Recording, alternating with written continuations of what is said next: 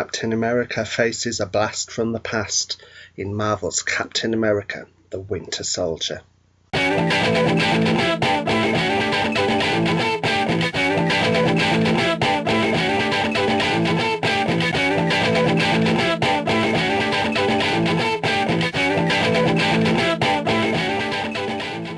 Hi everyone, it's me, Ben Maiden, and welcome to Entertainment Zone. I'm here today for my review of Captain America: The Winter Soldier. Saw it at midnight here in the UK. So last night, early hours of this morning, whatever you want to class it as. Midnight release. What a film to see at a midnight release. Thoroughly enjoyed this film. Now, anyone who knows me knows that Cap is my favourite superhero, and the Winter Soldier arc is probably one of my favourite runs in Cap's comic book. And so going into this film, I had a lot of high expectations, and my God, were they met. Now, Chris Evans, we already know, is great as Captain America, but I do believe that this is his strongest performance as Cap to date.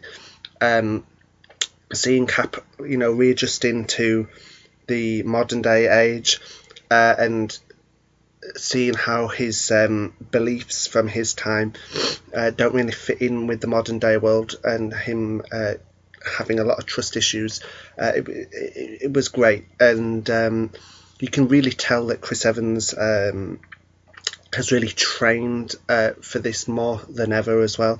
Cap's combat style was great. I should give a shout out to Samuel L. Jackson as Nick Fury. This is Fury's time to shine. He has more time in this than any other Marvel film, gets his own action sequence and everything, and he's a big player in this. Now, I've always said in the Marvel Cinematic Universe, the weakest link for me was Black Widow. Yes, she's badass, but character-wise, I don't think we've got much from her. But she's greatly expanded on in this film. And the chemistry between Scarlett Johansson and Chris Evans, it really delivers in this film. It really does deliver.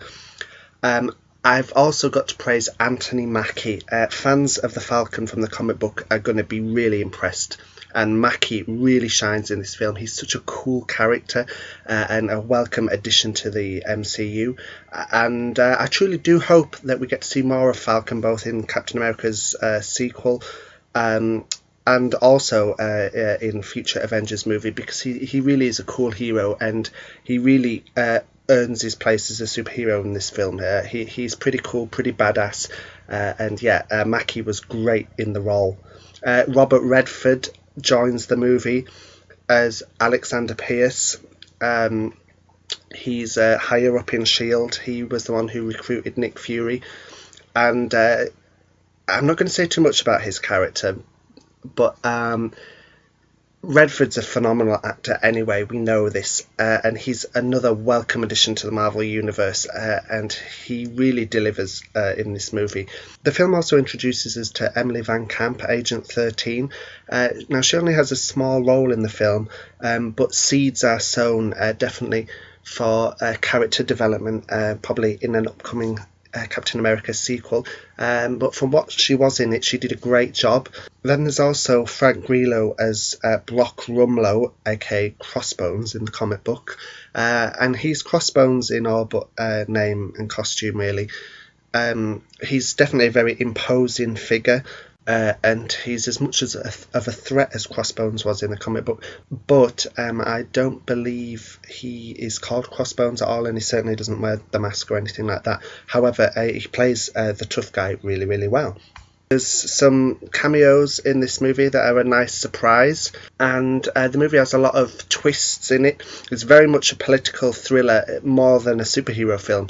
It's a very much who do you trust movie. All the characters seem to have their own agenda, and trust is the main theme of the movie.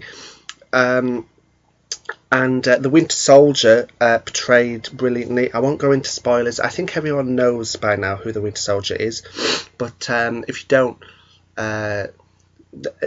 it does pay off as like a mini reveal that's done well. And the actor playing him does a great job. And the They've done a great job disguising who he is up until the payoff. That was done really, really well. I think the movie has a very, very big grand spectacle too. And the Russo brothers, who are directing, have done a phenomenal job. And I think the reason it looks so great is because they wanted to do as much as they can physically and practically rather than using CGI. And it pays off in this movie. The film is on a big, big spectacle, a lot of action sequences, but also a lot of very good character moments. But all the stunts, being done practically, you really think like, holy shit, pardon my language. It's cool visually. It's really cool, and I've got to say the 3D conversion wasn't bad.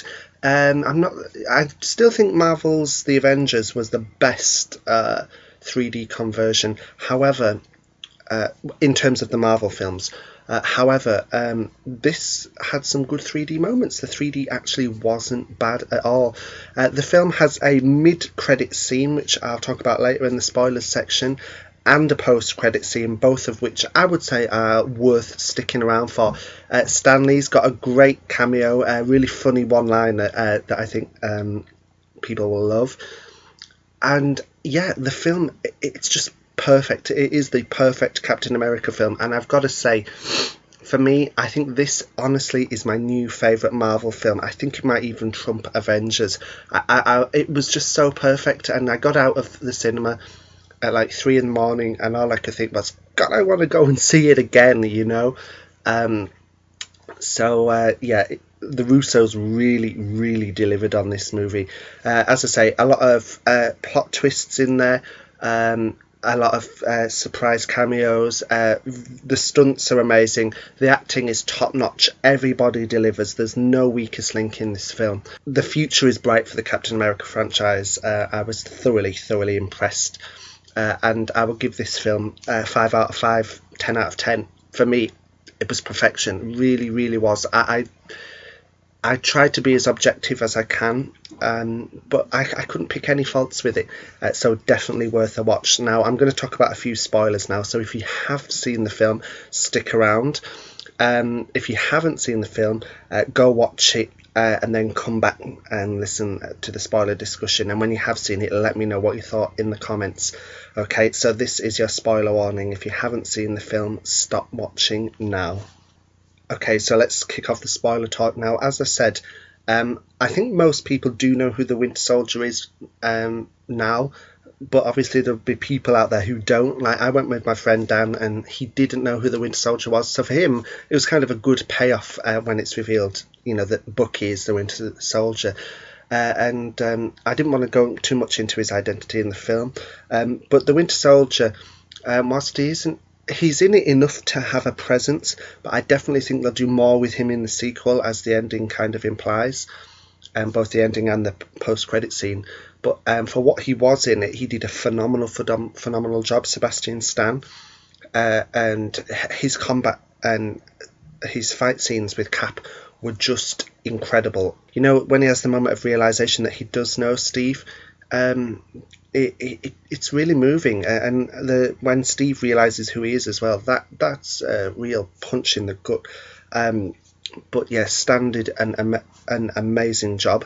Talking of Stans, let's go over to Stan Lee, playing the security guard at the museum, and his line of "I am so fired" when the Cap costume goes missing, because obviously Cap steals it. Great cameo. The Amazing Spider-Man is still my favourite Stan Lee cameo, but this was pretty cool. Now, I also want to talk about Samuel L. Jackson a bit more.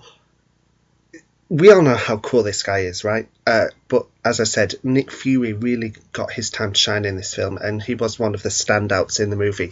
And when he was shot by Winter Soldier and then pronounced dead, I actually fell for it, and I was kind of devastated. I was like, no, Nick, they can't kill him off. And I kind of really did fell for it, I should have known, he's the master of espionage and lies and conning. I should have known.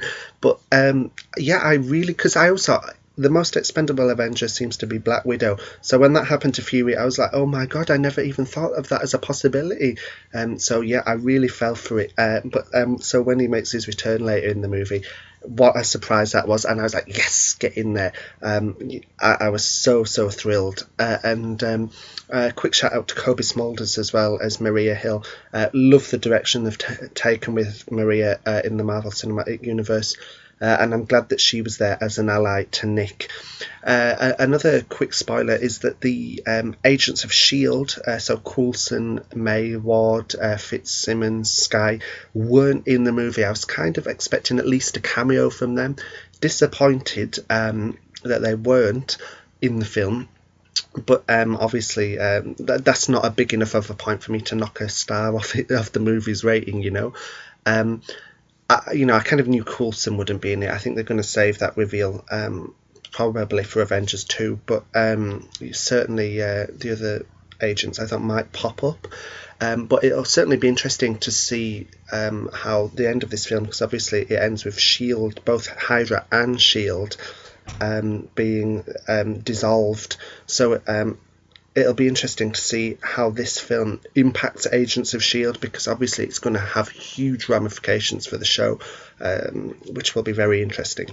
Robert Redford was great as Pierce. There's a lot of theories online about, was he going to be Alexander Lukin? Was he going to be MODOK?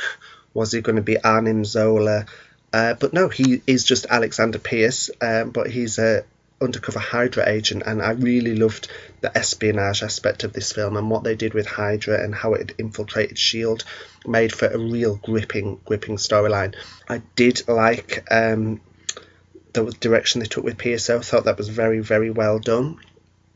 I also think that bringing back Toby Jones as Zola as a computer was great. Had they gone the comic book route with Alexander Lukin and Zola, it could have been a bit weird. So I think the direction they took for this movie was great. It was a bit surreal and Tron-like what they did with Zola, but it was cool. Let's quickly talk about the post and mid-credit scenes. The mid-credit scene was directed by Joss Whedon. We get Baron von Strucker, who I'm led to believe is going to be the reason the Avengers assemble in Age of Ultron at the beginning. We see him, and he's got Loki's staff, which is now implied is another of the Infinity Gems. So he's got the staff, and he's also got two prisoners, the twins. Yes, it's our introduction to Elizabeth Olsen and Aaron Taylor-Johnson as Scarlet Witch and Quicksilver, and the effects that they did for both, how they did Quicksilver's super speed and how they portrayed Wanda with the chaos magic and the building blocks, really well done. Can't wait to see more from them in Age of Ultron. From the set photos, I'm loving the designs of their costumes that they'll be getting, but the scene was a great little tease for Age of Ultron. Now, the post-credit scene showed Sebastian Stan's Winter Soldier, Bucky Barnes, going to the War Museum and seeing the history of himself, and that realization that everything Cap said was true. It was a real poignant post-credit scene. A lot of people were underwhelmed by the scene of Thor and Jane Foster after the credits of Thor: The Dark World, but this one I really did feel is worth sticking around for. Now, as I mentioned, Toby Jones cameoed as a voice, as Arnim Zola, and we also got Hayley Atwell as Peggy Carter, which was really, really well done. And we got a clip of her on a film reel talking about life after Cap, and we also got her portraying an older and dementia inflicted Peggy, which was a really moving scene. That scene between her and Steve was really well done, and showing that link, that last link for Cap between the past and the present. It was a real moving scene, and I'm glad they did that. Okay, so I just want to go back to Agent 13. Now, she's introduced to us as one of Steve Rogers' neighbours.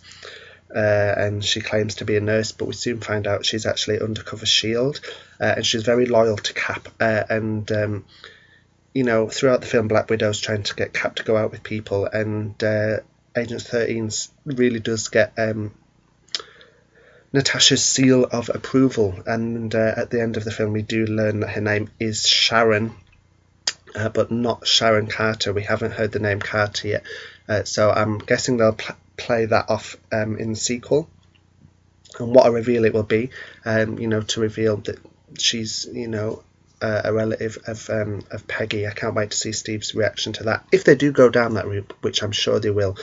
Now, as I said earlier, she's not in the film that much, but for what she is, she did a great job. And there's definitely a chemistry there between Emily Van Camp and Chris Evans, so I look forward to seeing that play out more in the sequel. The movie's neatly packaged up, but there's certainly threads that are there to lead into a sequel, which excites me very, very much, because it's going to be a tough job to follow this movie, but it's made me certainly even more excited for future Cap movies and for Avengers Age of Ultron. Okay, so that's it for my review and spoiler talk of Captain America the Winter Soldier. I'd love to hear your thoughts in the movie, so please leave a comment below, and remember, for the latest movie news and reviews, be sure to subscribe. Take care, guys, and I'll speak to you soon.